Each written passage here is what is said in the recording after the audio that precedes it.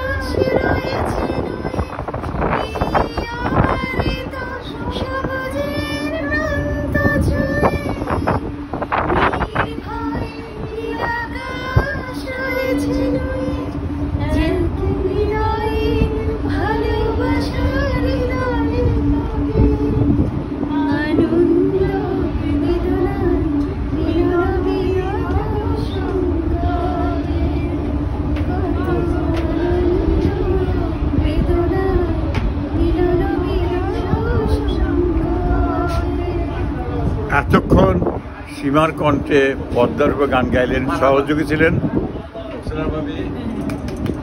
আর ছিলেন আমি বদরুল খান, আমার সাথে আছে রুমি ভাই। ধন্যবাদ। পদ্মা থেকে ভালো থাকবেন, সুস্থ থাকবেন।